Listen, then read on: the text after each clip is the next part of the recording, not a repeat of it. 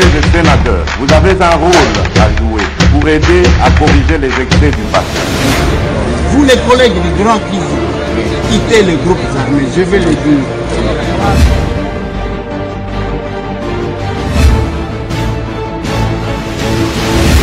Bote lisusu bandeko nanga bino bandeko oyangai masolona député to komi lilo vendredi tozale 8 octobre 2021 masolona député match kwata dans tous les secteurs de la vie au Congo. Match kwata dans tous les secteurs. Wapi bazo swana te. Ba syndicaliste bazo swana.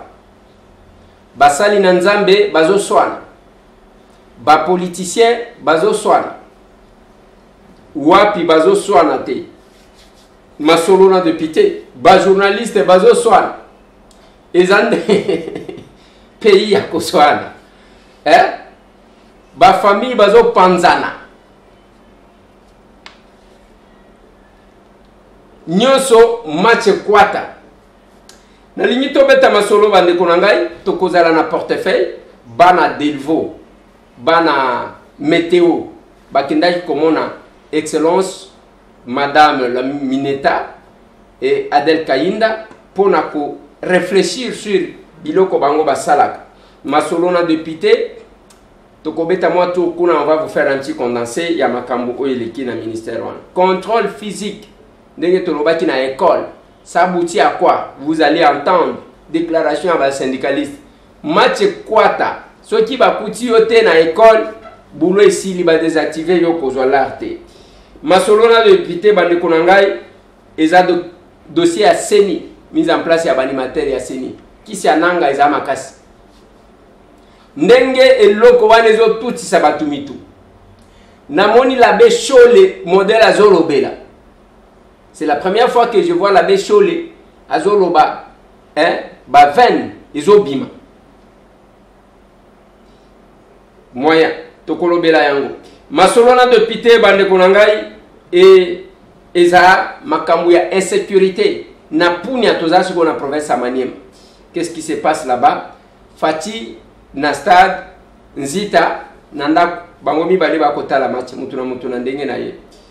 Masolona député bande konangai ministère na kozongela mwa muke na vidéo oyo et circulé makasi ya ministère ya affaires étrangères denge état ya bureau ezali na limito solo la mwa mukendengwana avant que tozwa ce qu'a été la déclaration ya ba opérateur économique congolais na oyo etali question orale avec débat auto initié au bandeko ba causer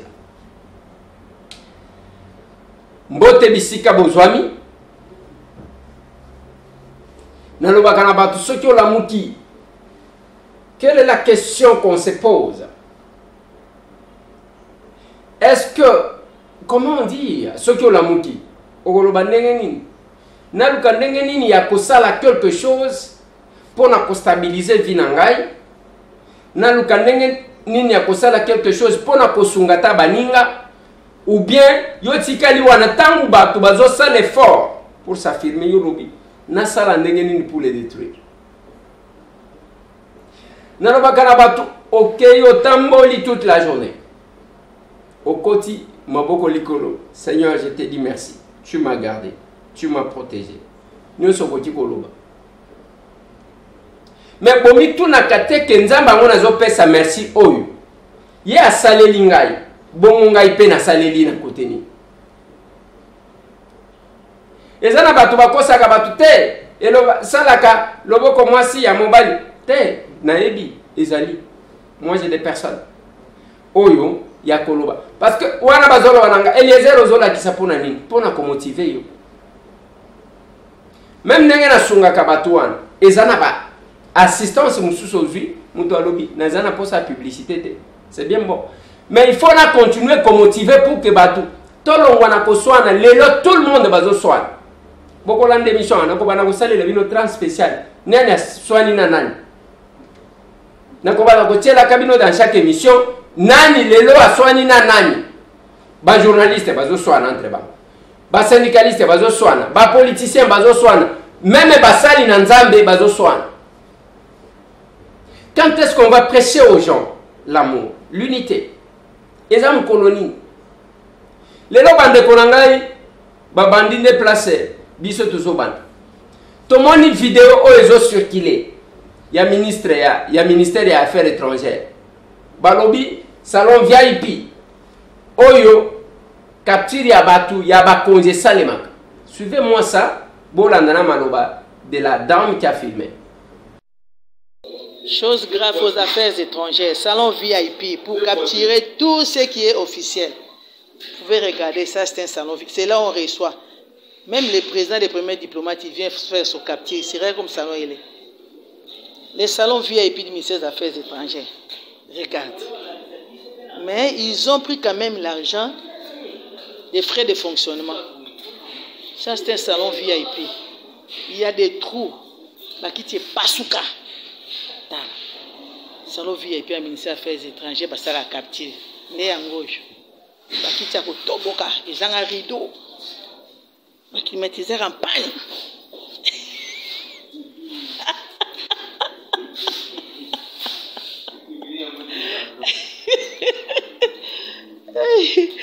Salon VIP à qui est Toboka.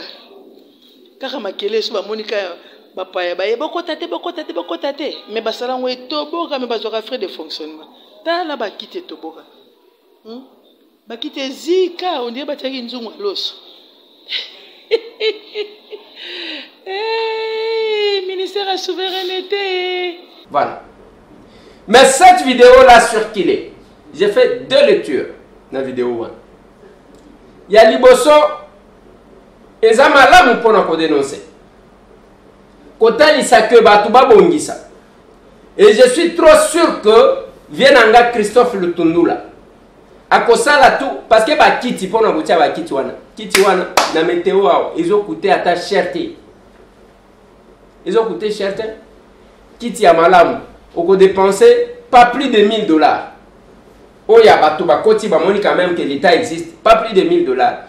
Et $1000 wana ezaba mbongo oyo bosili sakana biloko ya mike.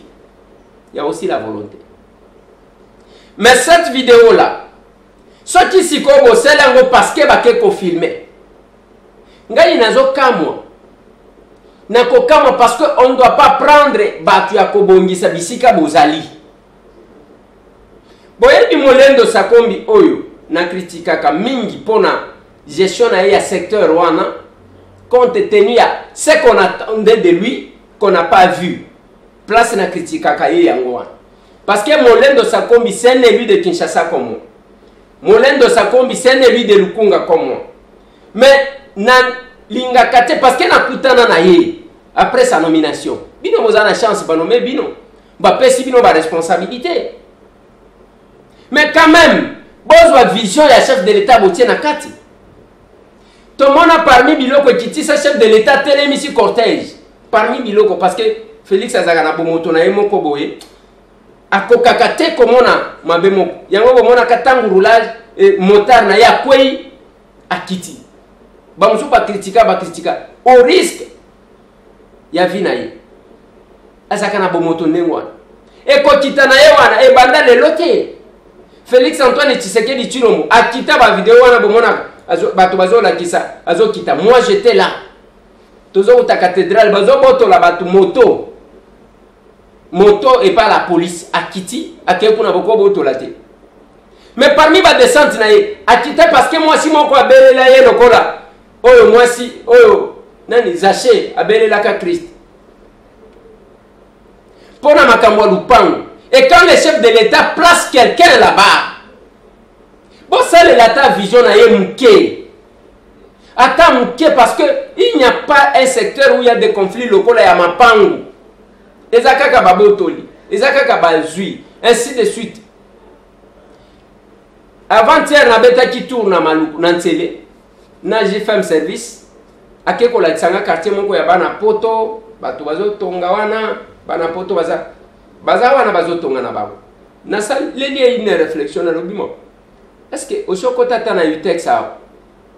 Ole bosa la kaba clôture ne bozo sala ka mutu na mutu clôture parce que tango bozo uta poto il faut te sentir quand même la construction na bino même ba makamusu.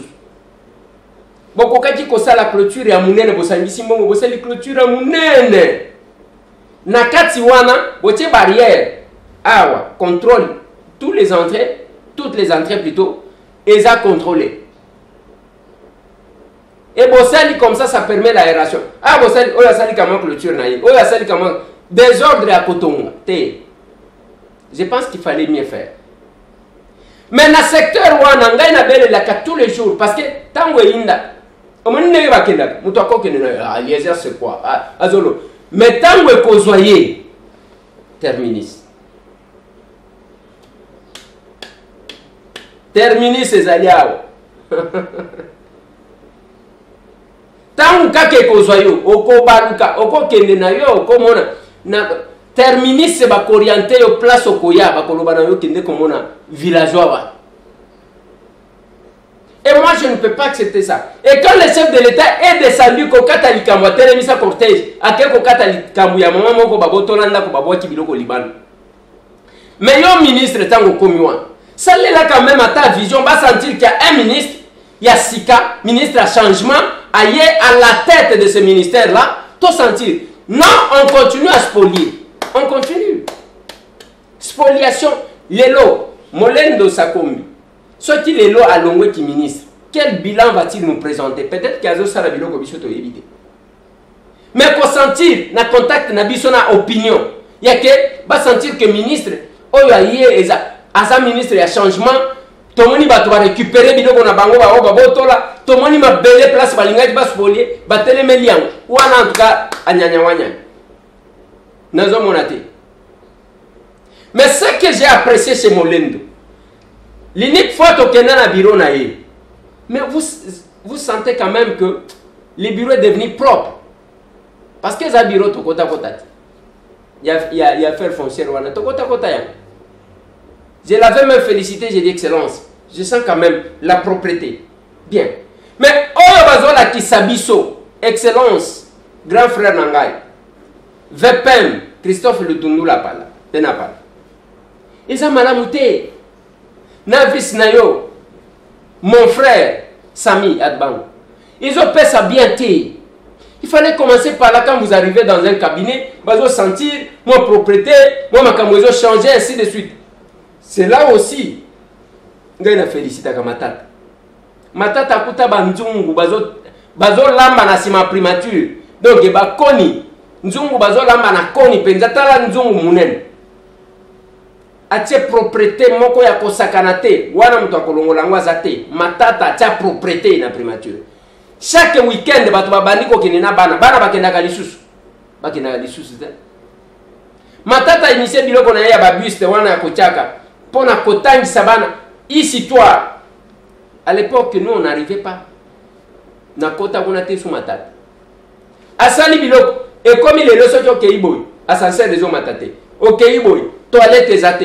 Au quotidien toilette. Donc, je me demande, bah service au azalaki ko travailler na ba. Bokendata na immeuble intelligent.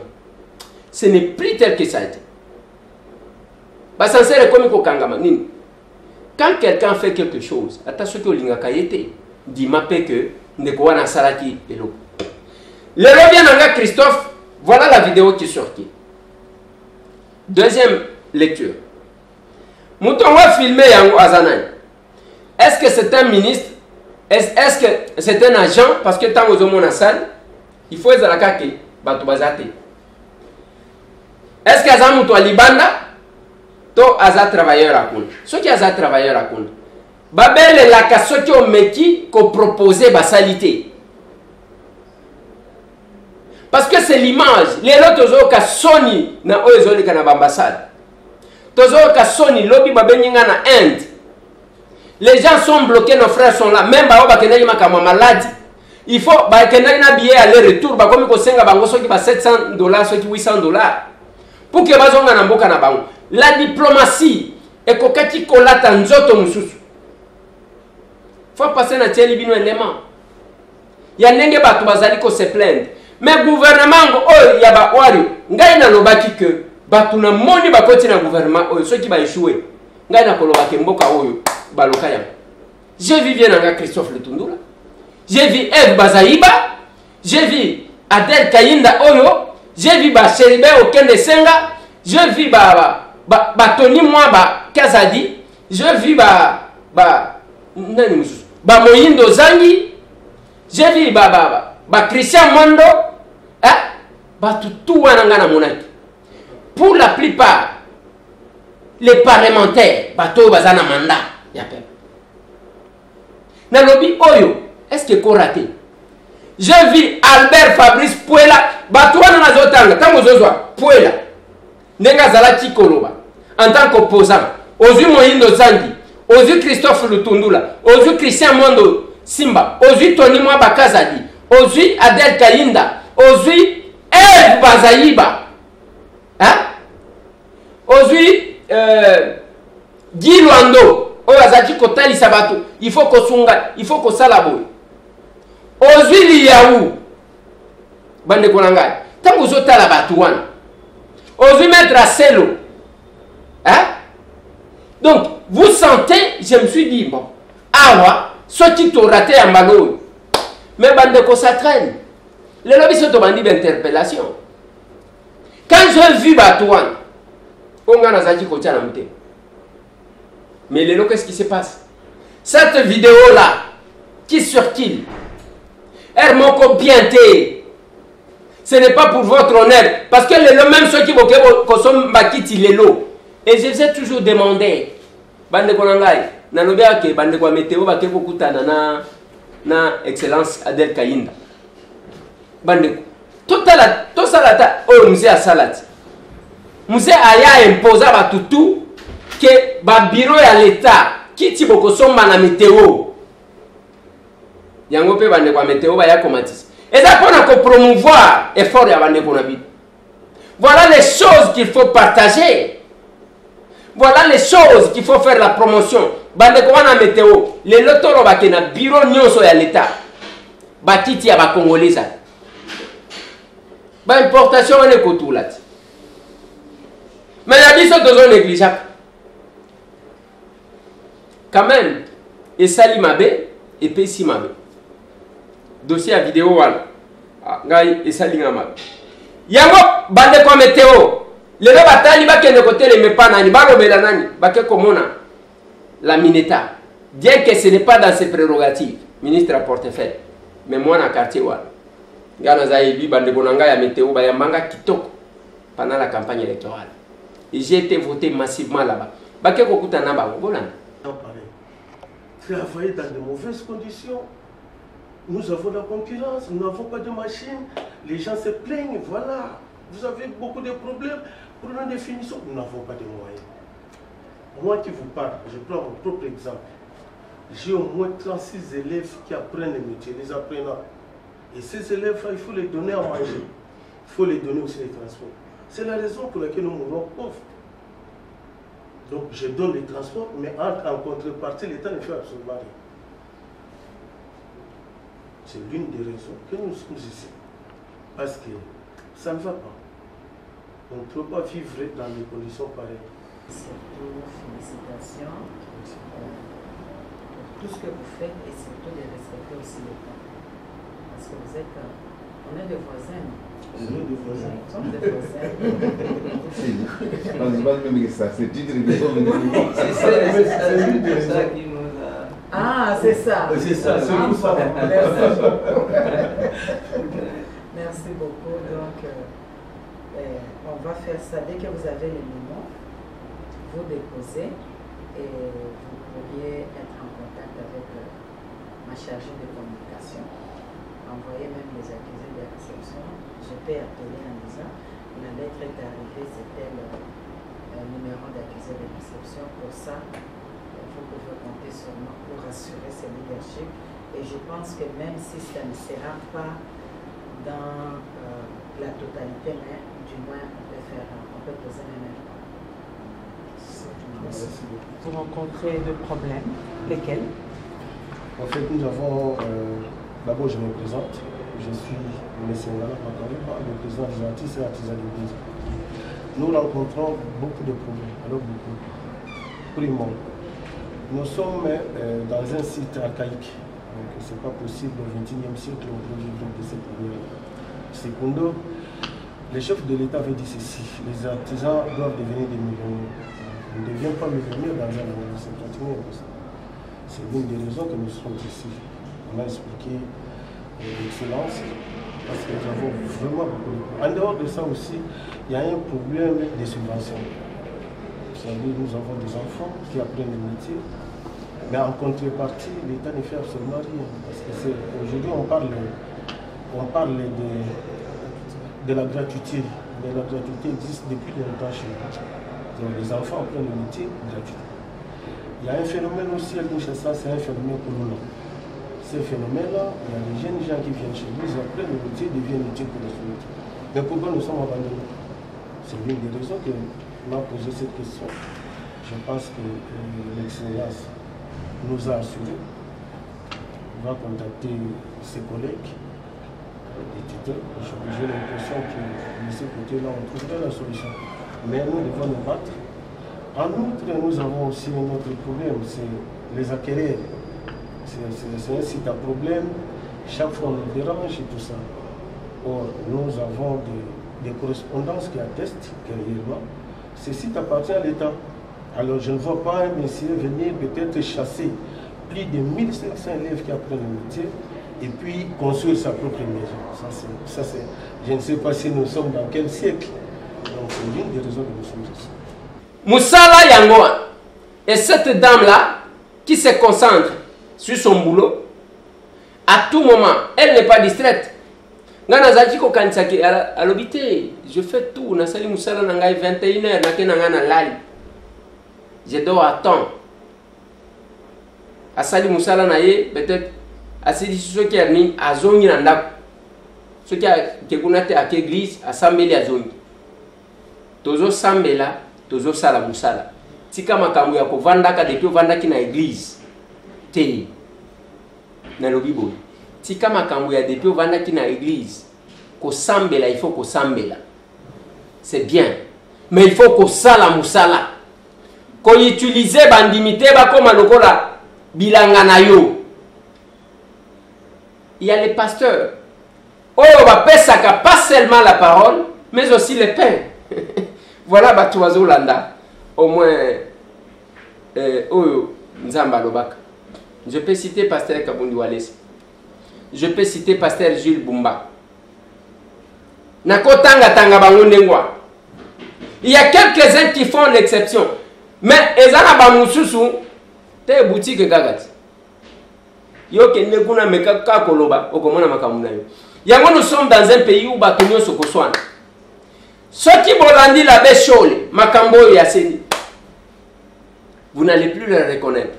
Balobi wana ke tozaki pour enregistrer tokozo ba enregistrement nyoso. Déjà basali na nzambe bakomi ko s'enregistrer entre bango na bango. Consensus et zoamité. Balobi soki kaka ba lekisi mutu mususu bakomela mai na tonga.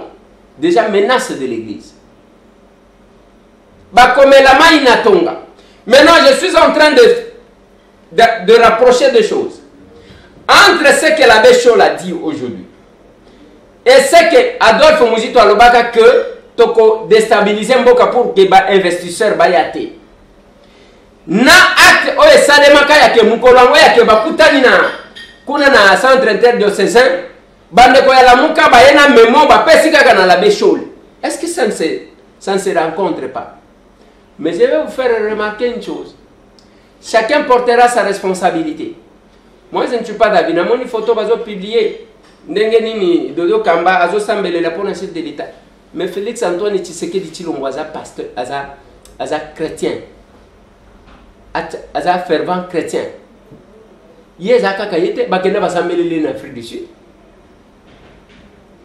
Il fallait qu'il s'appelle Wazali, na cardinal Ambon.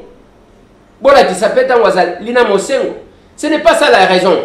Biso problème na biso. Sans vouloir prendre votre place. Parce que ça sonne. Nous allons trancher. L'Assemblée nationale va trancher. Ne vous en faites pas. Oui. On va trancher. L'Assemblée, les politiques, bakokata shiko makambu ya ba religieux. Na landaki ndeko nangai inagosi Geneviève Alors, que tu peux ça encore du temps. Mais tant que tu peux ça du temps. Mais entre-temps, les élections, c'est pour bientôt, 2023. Tu as déjà un retard, ceux qui avaient 23 mois. On ne peut pas récupérer ça. Les religieux, ils copient ça timia. Comme ils ont attiré kuna. Ceux qui passent, le pasteur Nani, Eric Senga. Il y a le logo. Attention, il faut le logo, il y a SCC, il y a le logo, il y a catholique. Ceux qui peuvent le logo, ils sont valables. La Bible dit celui qui veut être votre chef doit être votre serviteur. Mais qu'est-ce qui fait que il y a une difficulté à consalider la yango? Bosala o ngana zoloba, mais pas o ngana zosala. Mais Paul dit, soyez mes imitateurs comme moi j'imite Christ. Les vrais serviteurs de Dieu, yangoa. Bazala o wana, la sagesse ya Salomon ezawan. Les lonnes tozo kende awa. Toko ça la débat ya makas dans l'Assemblée nationale. On a donné des chances. Parce que le chef de l'État nous a dit, Azong ici dans l'Assemblée nationale. Ce qui est l'Assemblée nationale, basée solution, il y a quoi cause à Maboko. Excellence, Monsieur le Président de la République. Monsieur Tambo vous parle. Vous voyez, dans la gestion d'un pays, dose et la dictature, les alaka bien. Moi, dictature. Parce qu'il y a un répondre. Ba parti ba bani campagne électorale. Nento zolo ba. Jantiningo bilambaka wuti ko si sa meeting. Meeting ya Jantiningo bilambaka. Na Sainte-Thérèse. Lobby wana lelo le 8. Lobby Martin Fayolo a posé la wana. Donc, ozoka déjà mon PP, il y a 2023 ba to bazo préparer campagne avant. Excellence Monsieur le Président de la République. Ngai na senga kayo yi chose. Il faut yeba ke yom to répondre. Na biso ba député peut to répondre. Mais il y a qu'on répondre sur le plan national, biso to répondre selon la circonscription na biso, bien que notre mandat est aussi national. Il y a un zoloba, ezala ba warriors, oh yutuzana ba. Ceux qui ont négligé bango, ceux qui ont tali bango, otali kaka bazo salaka, tout revient. Ba mona kelo ba mususde. Ba mona ka Félix. Ba mona ka Félix. Muto akoyi ba mbongo ate avandi na ena prison. Aza bien. Azakuna abombilar na ya ebi mgolo akobima. Mais la roi ne zozonga te. Mais nyonso ezozonga kana mutu na yo. Ezozonga. Esenga kama dictature, excellence, Monsieur le Président de la République. Même naba bani Joe Biden a s'imposé. Joe Biden s'est imposé. Macron, quel que soit Kofinga, il s'est imposé. Pour le vaccin. Moi, dictature pour le bien-être de ce peuple. Moi, dictature.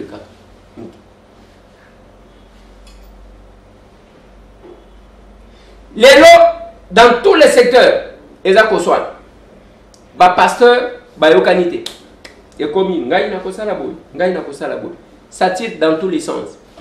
Dernièrement, comme les syndicalistes ça tire dans tous les sens.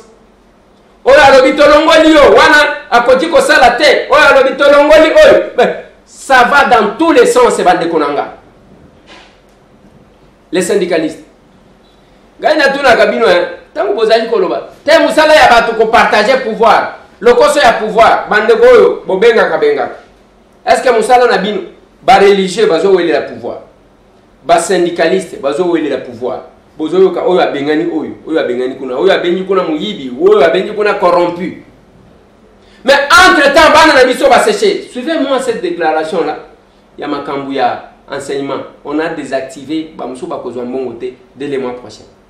Ce message phonique adressé à tous les prophètes IPP d'Iprosec était aussi une mise en garde pour les écoles publiques et conventionnées dont les enseignants ne se sont pas présentés pour remplir leurs devoirs. Saisi de la situation, le ministre de l'EPST a également instruit ses services pour suivre de très près l'évolution avec des sanctions contre tous les récalcitrants afin de soulager les élèves qui en sont victimes. Dès aujourd'hui, ceux qui sont absents sans motif valable Je dis motif valable, c'est par exemple les cas de maladie. Si c'est constaté, ça va. Mais celui qui refuse de venir donner cours, il sera désactivé. C'est jeudi dans l'avant-midi, la délégation du ministère composée du secrétaire général Aïe à l'EPST, de l'inspecteur général à l'EPST, du DIRCABA du ministre et des conseillers au ministère s'est rendue dans 2 écoles conventionnées catholiques. D'abord ici, au collège Boboto. Sur place, un PV d'absence a été établi après contrôle physique et signé par le responsable pour la procédure de désactivation des absents. Ensuite, non loin de là, au lycée Bosangani, pour le même mobile. Et ce sont tous deux professeurs. Mais il n'y a pas que ces 2 professeurs. Tous les professeurs ne sont pas là. La décision est soutenue par les élèves de ces 2 écoles qui remercient le gouvernement via le ministre Tony Mwabakazadi qui s'implique totalement comme un véritable garant de la gratuité de l'enseignement primaire, ont-ils déclaré. À l'issue de cette tournée, une déclaration commune a été lue par le secrétaire général Aïe à l'EPST. Pour le collège Boboto, l'enseignant Ilungamvita Kabambani, l'enseignant Kaboulou Ntambwetete sont des activités du fichier de la paie. Pour le lycée Sacré-Cœur, nous avons l'enseignant Bantete Bangebeni. Nous avons l'enseignant Atanyoyi Omakinda. Et tous ceux qui ne vont plus se présenter doivent subir la même rigueur de la loi. Et ce que nous disons, tout ce que nous venons de dire, c'est sur base des constats d'absence signés par leur chef d'établissement.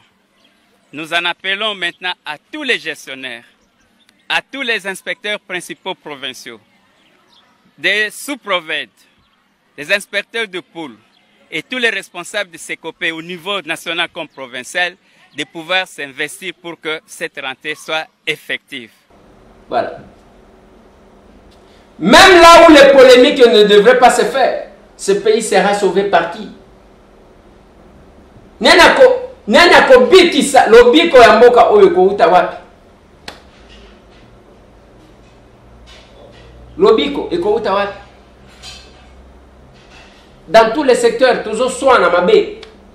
Ba famille ezo panzana, ba parti politique olobate. Même nenge tozo loba ah, kenena ba parti, sojo kena parti politique palu. Okuta, El Mayobo, El Willy Machas. Kuna batu bazo beta na awa na Kinshasa eketi na bandu. Bazo panza batu. J'ai suivi une vidéo. Comment envoyer ce matin? Cette vidéo là, et cette vidéo il y a oui, Ahmed Bakayoko. Ahmed Bakayoko azolo bana batu nini? Azote ya ba jeune. Na lingi bolanda yebo yokayo. Chers jeunes, sachez-le, quand nous, les acteurs politiques, quand les hommes politiques, on fait nos arrangements, on fait nos accords politiques, on ne vous appelle pas. Quand c'est bon entre nous, en haut là-bas, on ne vous appelle pas. Mais quand on a quelques accords, c'est là qu'on vous appelle pour que vous puissiez porter par des batailles de rue ces accords. Vous devez dire non à la violence. Vous devez dire non à la manipulation des jeunes. Et je vous demande de garder ça à l'esprit constamment. Voilà. Wana zolo bana ba jeune que ba politicien quand tout va bien. Ba bossa na ka jeunesse. Tangu ba yoka na kawana, jeunesse azate.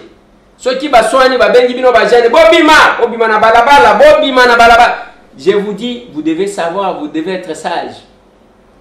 Na Côte d'Ivoire, Ouattara Bagbo, Bayambani Babosani même que Covid est allé. Babos 4000 personnes bakoufa na Côte d'Ivoire. Et aujourd'hui, vous vous laissez manipuler sans voir ce que vous pouvez faire. Bande konanga, yamona lobaki na bato. C'est bien bon ya ko partager les gars. Oh moni bazo finga ngai, oh zo mona bazo loba mabe na ngai. Mais pona nino partage kaya malamu yo to sala kati.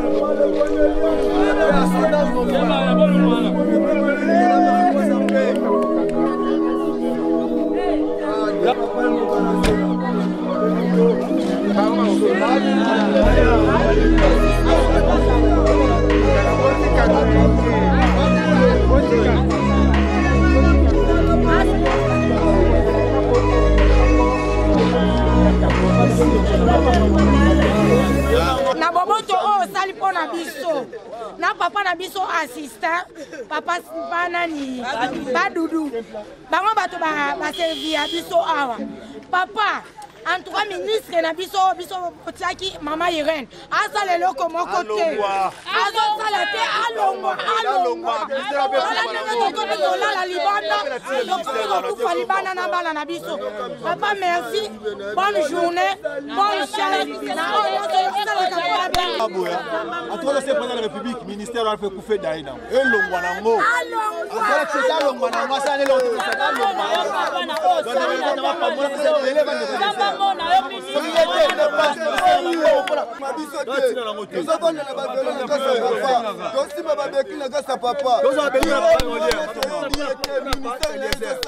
Totika nzoto ya mowei na mona toyokaniti ouais na sima nango toluka ndenge nini tosala programme ya okende kokunda ye ngana kozela bopesanga suite ya programme yake tokobimisa ebembe mokolo nini parce que faut toluka mutuka bino moko boluka place yake bozokende kokunda ye toyokaniti papa vous êtes agent de l'état? Ouais. Agent de l'état? Non, nous allons assistant privé. Privé? Ok. Ok. Au Kotala, à Tozoke Nayuti. Ok, tu check corps na morgue. Et ensuite, Boye Kozonga. Tant que vous avez le programme, vous m'appelez comme ça, on voit. Il ne faut pas que Ebembe vende trop na morgue. Vous avez le programme le plus tôt possible. Alors, en dehors de ça, hein, on a bazotika lao. Nazotika 100 000 francs congolais. 100 000 wana za pona bosa la désordre te. Zaya ndenge batu basala kasoki bazana matanga.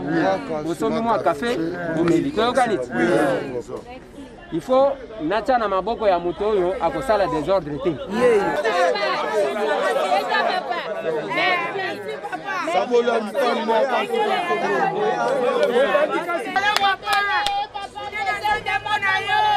Papa nangayo sumanga nazako mema papa ali na mukongo lelo longola kinga maumbu papa Eliezer tokendaki na ire na sala kinga eloko te talo kabela kinga velo yango papa simba bengele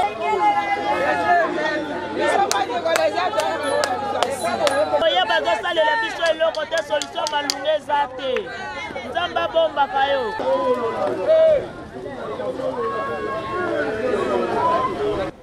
Ya malamu yo partage akate. Ya mabe wana yo mtu aliboso tongo obani ko pompenga ba vidéo.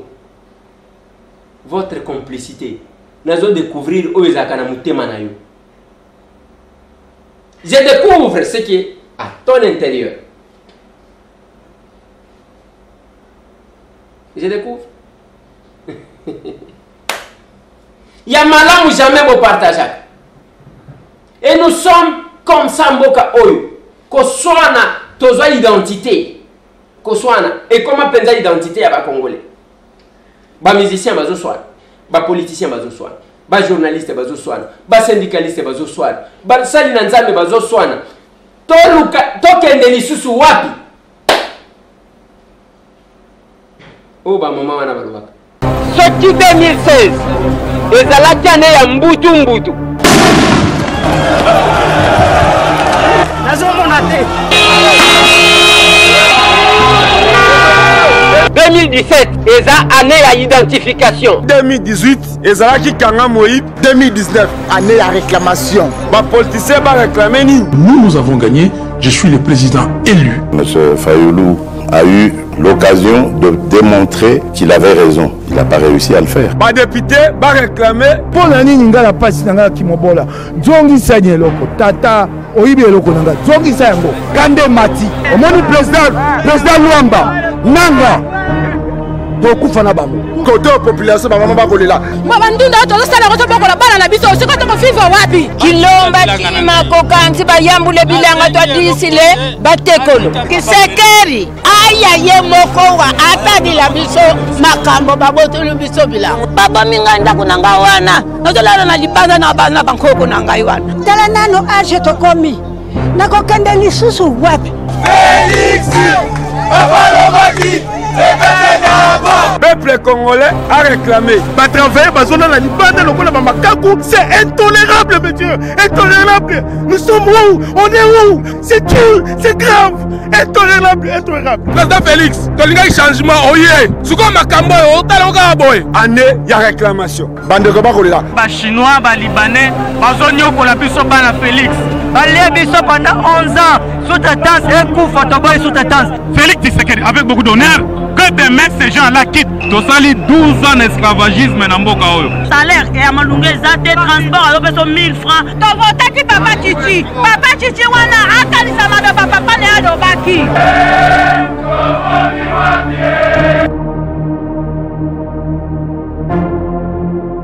Voilà. Tout est délicieux sur what? Et c'est compliqué. C'est compliqué. Les lois d'insécurité, bandit qu'on s'est déplacé. Dengue tozolo bawe komi na Punya, na province à Maniema. Na équipe ba komi kolobela ba terroriste. J'ai été à Punya. Punya, de côté à Bakoko Nyangit. Oui. L'insécurité est en train d'avancer. On est distrait. L'État y a que tout stoppé. Tous les autres qui ont dit avancer. Et puis, si on a c'est quand même bizarre. C'est compliqué. Na ligne, na la journée à l'aube, hier. La distinguée première dame a commencé à Kenya. Kuna balobi première fois ba mona première dame à Kitikou. Le Congo est vaste. Et c'est un moment où on y a la distinguée première dame. Nous sommes dans les grands bandits.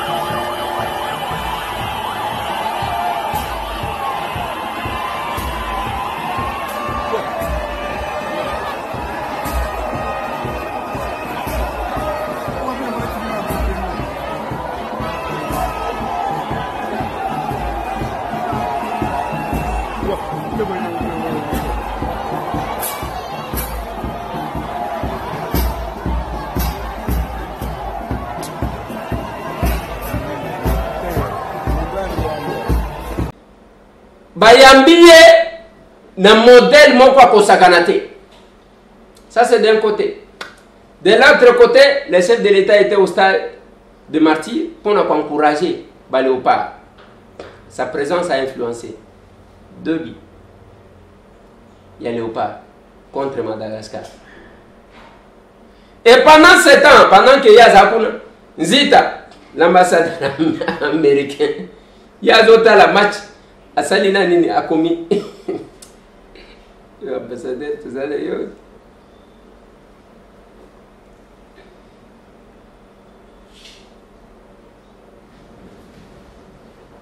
bon. L'objet qui va photo on circulé, le chef de l'État, ainsi de suite. Le chef de l'État était là. Il a encouragé.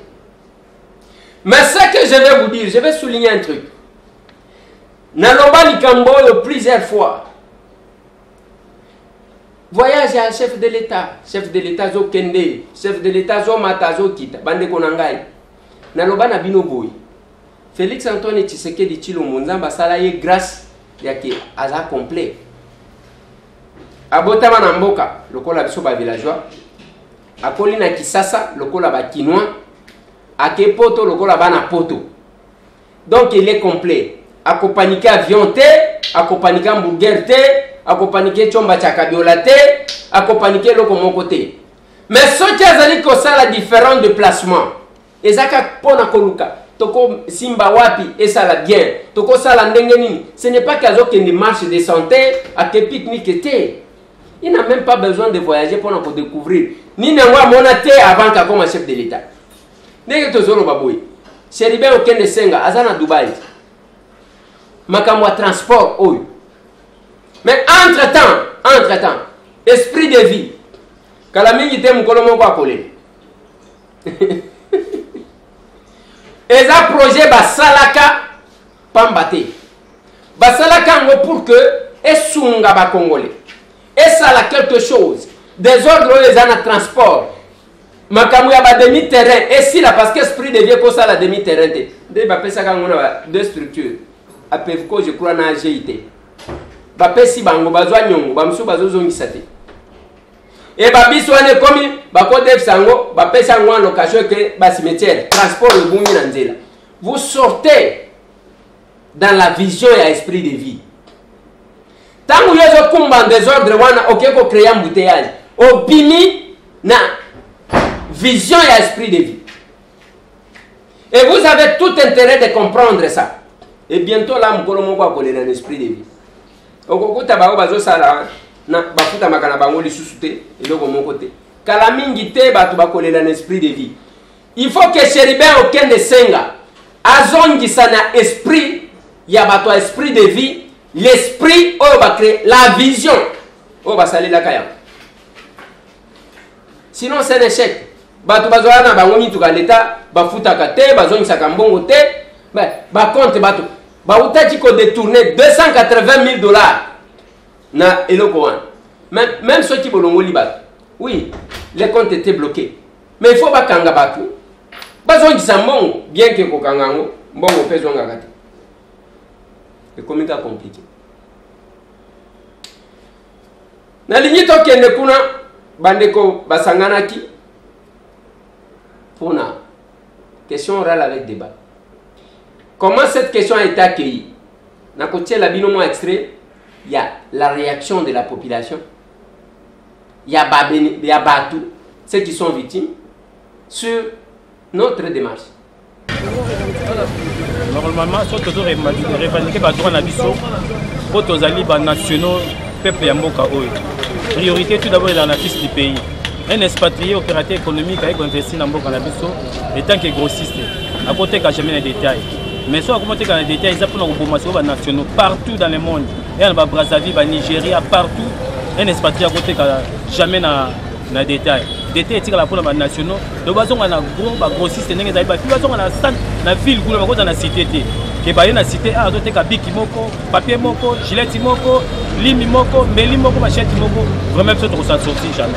Mais entre temps que le président va faire faire tout quoi va millionnaire. En fait, comme un millionnaire, faut tout soit responsabilité la biso ya commerce comme un petit commerçant de nationaux tout est dans les détails. Ce qu'on tikili bango faut quoi va millionnaire ça passe. De on toujours déclarer droit na biso ko zonga pour priorité au fils du pays. Donc na mboka les droits na la constitution dans l'article 32 pour des petits commerces ça pour na nationaux donc pas que ça c'est le quoi. Surtout ba libanais, indien et à la tapé ba nigérien, bango touana. On soit ya awa comme le fils du pays, ils sont tout ba na mboka to zonga sima. Donc bango ba tiki bango les salles puis on tali bango ba na mikandate. Mais to tambo ba mboka to kene boso zenga mukanda o eza problème mais pas les salles ezali vraiment na lingi vraiment il va mi beko la loi c'est la loi. Mais mbeko na mboka to application ezati. Pas pour que ça vraiment mi beko po ba ko ba na zo ça la ngodi. Jamais ce patron qui était dans les détails dans le monde. Et ça, on a dit que Brazzaville, au Nigeria, jamais le Nigeria côté kata maïté. Ata l'hypothèse ça côté kati. Mais biso ah bati on les salé. Et ça on a dit tout de même droit na so. Bazon ça droit na biso. Ya petit commerce nationaux et ça biso bazon ça. Toi na mboka msuto okenete. À part Congo toi na mboka msuto. Vous ne trouverez jamais un étranger au Nigeria avec un grand magasin en train de vendre de n'importe quoi. En détail ou bien en quoi? Non. Ce n'est pas comme ça. Mais ici, chez nous, les Congolais sont pénalisés. Tokomi ko landa pour nous miette. Et ce sont les étrangers qui font la loi. C'est pourquoi nous sommes là. Vous voyez que Batouana ba étranger, pour eux, Bazali côté Kabiloko, Bazali côté Kabiloko, na bandeko na bango na prix mususu. C'est ce qu'on appelle discrimination des prix. Bonjour.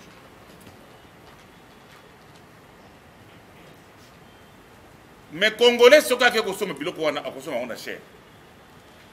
Sikoyo akosala ndenge nini? Azo tomber à faillite. Azo tomber à faillite. C'est pourquoi Tolobi il faut totaler la bataille de l'épisode du Cambodge dans le gouvernement tout ça na yango. Na bakonzi o tout ça na bango lelo. Parce qu'on a mené cette lutte depuis très longtemps. Mais jamais il y a une solution à cette question. À cette lutte. Il n'y a pas une solution. Tozakaka bazonya te bisokaka.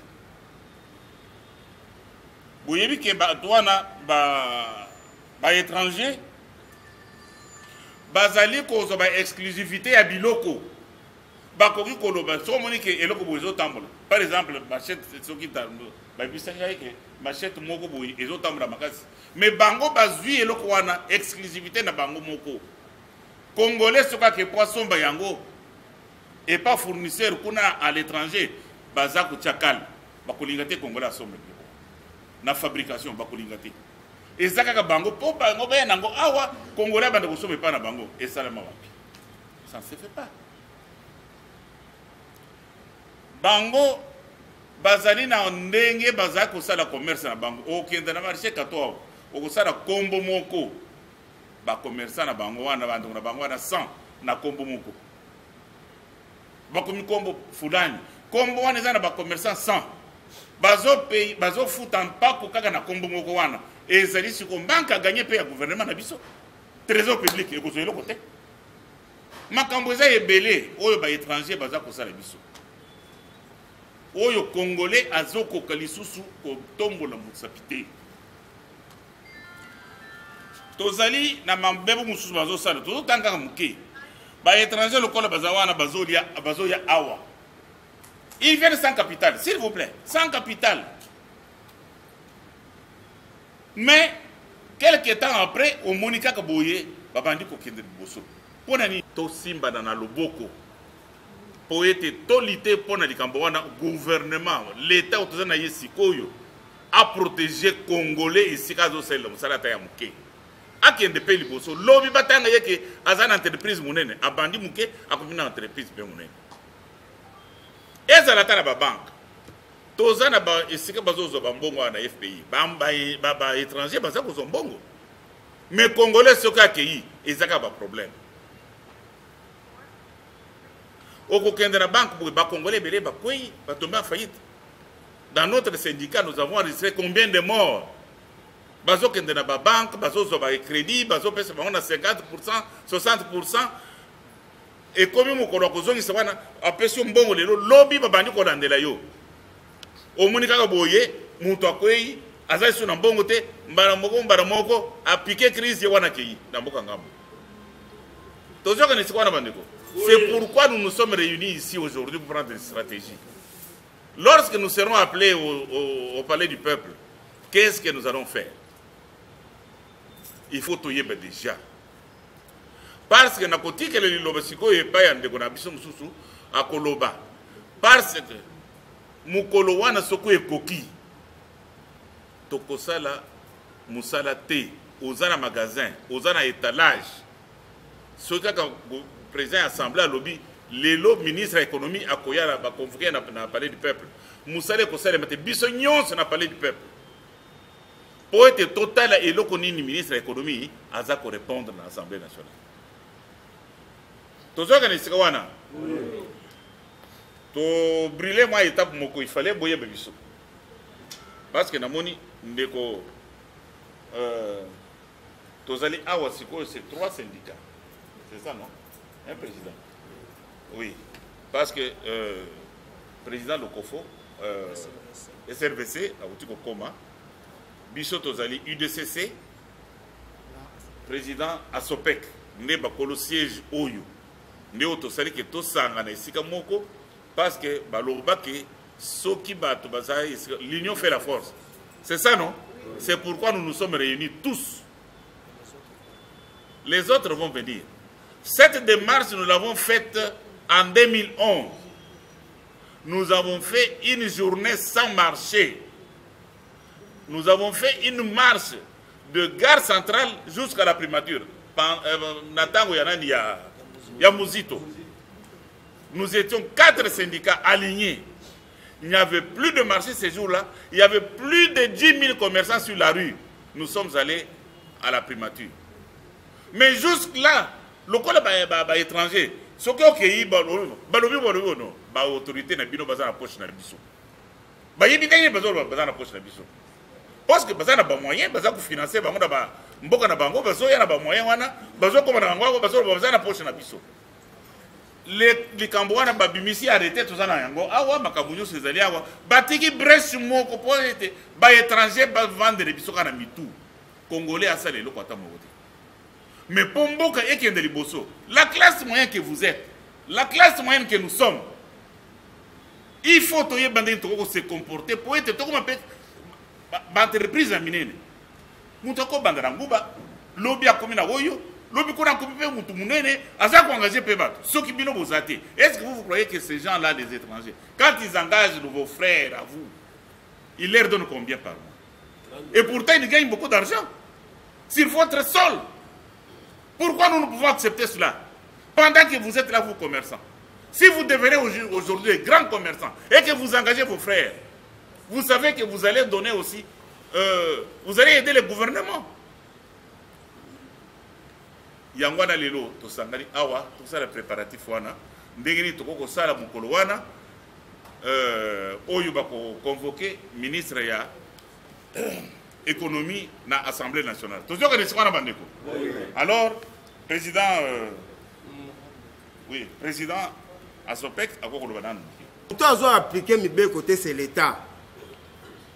Les syndicats ont dénoncé le ministre Songolo a appliqué té. Tu bien un carton en pio de $9. En 2001, ça qui a l'eau, c'est combien? 25. C'était $11. Kabila a eu pouvoir. Les lots, ça qui a l'eau, c'est combien? Mais ce ministre a dit que dans les bandes Yamboka, ça qui a l'eau, c'est par exemple dans ta carton, à 9,5. Étranger à Salis, Striti de Prunaye, à Pente, qui n'a somba qui piodio na Malawi, alors qu'il a somba en Namibie. À Abina Tchango $25. Ce qui ministre a timé les copes, bah, FC, bah, tu as $5 par carton. C'est pourquoi vous avez besoin de voir. Ce que vous savez, la société, la société, c'est que Congo Fiti va importer combien de conteneurs par an. Et ce qui va proposer la ministre, c'est $5 par carton. Alors, c'est des articles qui peuple congolais tout souffrir. Il ne faut pas dire dans l'Assemblée que les syndicats vont corrompre, tout ça. Donc, c'est question binonde. Vous soutenir l'association Nabino, vous soutenir le syndicat Nabino par rapport à la stratégie autorisale. Mais quel autre tant que que mon colo, vous interpeller le ministre de l'économie. Il faut mobilisation. Mais il faut tout balager avec la chaîne de télévision. Tous la population, il faut payer. Il faut payer avec l'argent. Tu fous un mongo. Non, non, on paye ça mongo. Bino. Bino, on paye ça mongo. Tu as dit la télévision, tu sais, il va communiquer, tu sais, il va track. Tu sais, il va communiquer syndicat et l'équipe, tu sais, les mobilisations. Mukolo yango Kinshasa, on va évander Kimia. Kuna l'assemblée, ministre Azotoka. Et là, on est estimé tout ça là. C'est très important. Ordre de mission à ministre provincial et à l'économie. Signé le 1er septembre, n'est-ce pas? Alors, tant que nous avons ordre de mission, Yambi Moutou. Ordre de mission signé le 1er septembre. Durée de la mission, 20 jours. Soyez les laisses au Yambaye. Est-ce que maintenant nous refutons? Vous comprenez? Ça dit, Makambo est allé à la taxation, banini, tout le jour, Moussou, hein? Tout le bino boy. Tout ça, les formations, tout le monde, Makambo, il y a des taxes, des impôts, des droits, des redevances. Nous peut donner un exemple, dans le secteur, il y a DGI. Tout ça, il y a un impôt sur les bénéfices et profits. Bénéfices des années. Prix de vente ou prix d'achat. Il y a des bénéfices, n'est-ce pas? Mais tant que vous déclarez un impôt sur les bénéfices, vous avez 1% sur les ventes. Est-ce qu'il y a des bénéfices? Tout ça, c'est dans le secteur commerce, Makambo est belé. Donc, vraiment, bande ko bolimbi ici, hein. Tant que vous tenir la réunion, vous éviter ba propos mo ils ala ka pesa ka biso ba président Kanda. Hein? Et puis ils ont découragé. Tant que vous ba ko syndicat ba lokola boye ko sangana na biso. Biso de ko sangana binote, biso za syndicat. Peut-être syndicat national de vendeurs du Congo, c'est le syndicat le mieux implanté n'engé to vendia. Biso tous implanté dans 129 marchés, toutes les 24 communes de la ville de Kinshasa. De sorte que paralysé, tu paralysé. Mais tu le dis que pour tout longa, il faut tout d'abord. Attends, tu as un na Kinsuka. Quand on a connu à Kinsuka, tu as dit que la Kinsuka soit pésime d'ordre. Bato baza Kinsuka ba osanini ba koyoka. Oya sala kana gombewa. Tu as dit que kanga kwa moko boy. Yo mtu na Kinshasa to sanga na biso nyoso, to longa bitumbo. Ministre zo samba kuna biso koto na libanda. Banderole. Na kata paye du peuple kuna toza likolo. Tozolanda makambo ndenge za koleka. Là tokolonga. Ce qui tolongi de kambwana, to bandi suko makambo ya ba taxe. Ya moni memo na pesi ya makambo ba contrôle débat to sana ministre lelo ya ngwana. Ça dit to makambo commerce, to ke makambo ya ba taxe, ndenge bazo futisa ba taxe yango. Donc ezé ba tena na osala contrôle. Na police judiciaire. Azo ya kosala. Au Vandika boye convocation hier. Mais la loi balobi police judiciaire pour y pas na yo. Il faut en réquisition à procureur du ressort saisi par l'administration fiscale. Voilà. Et puis Basangani pour faire réfléchir. Comment ils ont accueilli les Andengeni? Wana oko partager na yote. Aux autres de la place ceux qui bazo finge diesel. Wana partage. Nous respectons votre avis. Wana oko partager na yote. Wana oko kata même okolanda ngote tina suka. Nous voulons que zone sabana na classe, na lingina suki sawana. To lingito zone sabana na classe. Je pense, si pas aujourd'hui, demain, toko tananini, toko. Si pas demain, samedi, toko la dimanche, to le kata moi kaye moko, to kaye mi balé, to pe sabana na biso bazo nga classe, et koza la malam. Mais batope bake tourisme na Kolwezi, excellence modéro Nsimba. Bon séjour kuna bino batia ba tourisme. Plus de 143 998 311 332. Bande Koyabiat, je ne pouvais pas terminer sans insister. Bokende Balobi, il faut qu'on fasse la déclaration de manière individuelle. Tu commis déjà le 8. Et tu as 5 jours pour que va clôturer. Ceux qui ont un bon on a bien. Kende na sur le boulevard. place ndako ya biaka ezalaki wana soki oleki régie des eaux ou avancé muke. Ok, kuna ozwi deuxième porte place okomona ba policier. Kota kuna okende kopesa numéro na yo ya compte, montant na yo ezana 4 avant que ba clôturer. Bokende na boulevard. Après régie des eaux soki ozovuta régie ozovuta gare centrale, bien que yo ezalaka avant UNSS. Au côté wana, aux deuxième entrée, le pangouane a deux entrées. Aux deuxième entrée, au côté wana. Au KI, au déclaré au PC numéro et à compte, parce qu'on a essayé de le faire en groupe, bazo lingate. Ok, comme ça la déclaration na yo, mbongo, numéro na yo à compte, comme ça, avant, pour que basa la liquidateur, les 15 bazo clôturés, pour na kolukandengenin, ya kosala, pour na kofuta batumbongo. Bien que Biak azalaki neloko ya malonga te ayaka koyiba biso mbongo. Yango bazwaka serveur batikaka na Liban. Lelo bandako ya malonga bazana nango ezate. Bazoluka koteka mwa muke wana batala. D'un côté, il faut kofuta ba travailleurs, de l'autre côté ba déposants. Et l'État congolais ne nous a pas protégés. Mais plainte na biso ezali ko continuer. Soki oyo kingai yebisa pe moninga mususu bokende na boulevard place bureau moko ya biaka ezalaki avant UNSS au koti wana osali déclaration na yo kozala malam plus 243 998 311 332 soki olingi wa assister batu yaka na itaga 120 entre Wileri na Kasavu okokuta ba collaborateur na ngawa bazawana Amos Lubaki ou bien Manix Kembolo. Mais soki okomi wana yebisa mutu pe abenga nga oyo lingo pesa. C'est pour éviter makamutuzo mona ya muibi. Ezabiante. Plus de 143 998 311 332 tokutando.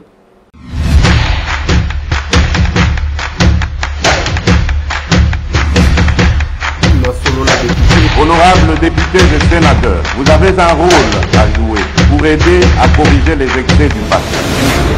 Vous les collègues du Grand Kivu, quittez les groupes armés, je vais le dire.